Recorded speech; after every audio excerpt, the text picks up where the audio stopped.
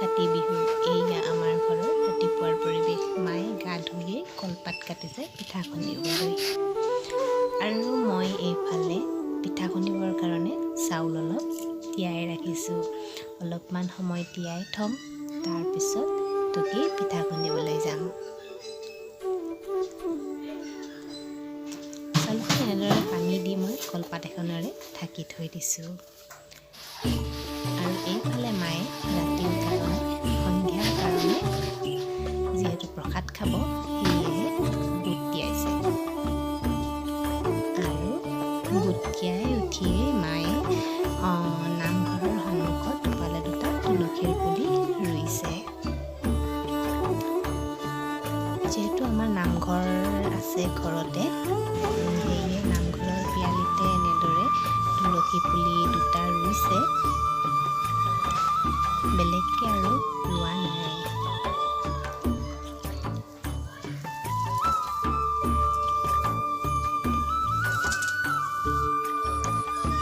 আৰু এইফালে মায়ে পিঠা খুন্দিবৰ কাৰণে পুখুৰী পাৰত চাউল টুকি আছে। এয়া আমাৰ পুখুৰীটো।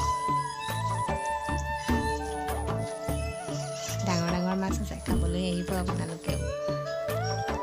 এয়া মই কলপাত আৰু চালনীখন লৈ লৈছোঁ পিঠা খুন্দিবৰ কাৰণে।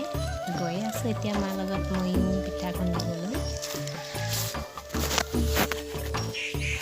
খুৰীহঁতৰ ঘৰত পিঠা খুন্দিবলৈ আহিছোঁ। মই ঢেঁকী দিছোঁ আৰু মায়ে পিঠা চালিছে।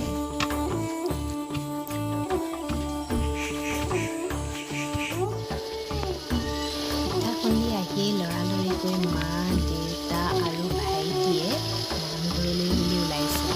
মই ঘৰত থাকি বাকী কামখিনি কৰিব লাগিব। এয়া মই গা পা ধুই কাম বন কৰি সকলোবোৰ চিজিল লগাই আজৰি হৈ ল'লোঁ।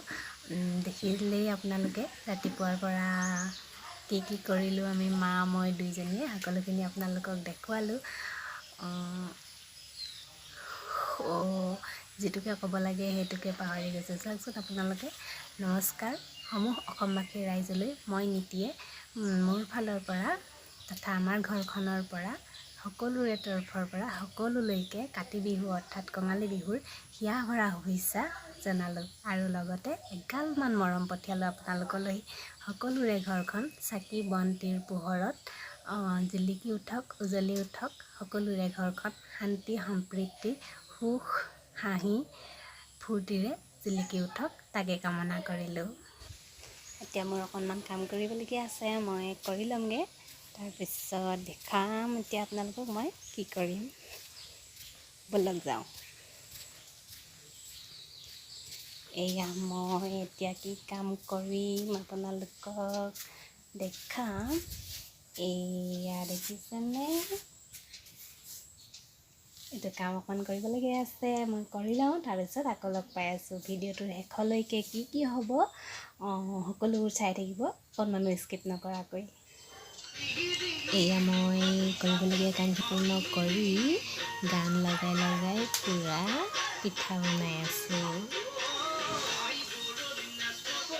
এইজনী আপোনালোকৰ মৰমৰ নীতিয়ে গান শুনি শুনি পূৰা পিঠা বনাই আছে, বিহুৰ পিঠা।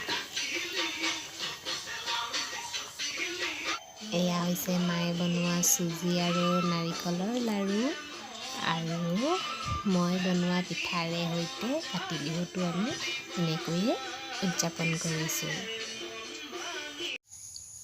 এতিয়া মই পিঠা পুৰি আজৰি হৈ খুৰীৰ লগত পথাৰত চাকি দিব আহিছোঁ। এইয়া পথাৰখন চাওকচোন আপোনালোকে। এইজনী খুৰী গৈ আছে, এইজনী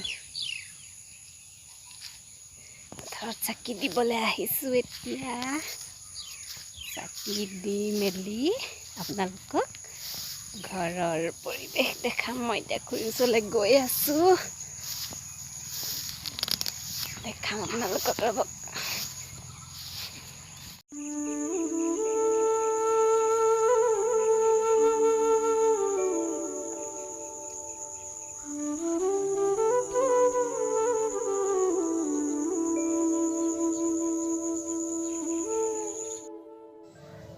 এয়া মই বনোৱা পিঠাৰে ৰাতি সন্ধিয়া সময়ত সকলোৱে মিলি চাহ খাইছে, প্ৰসাদ খাইছে।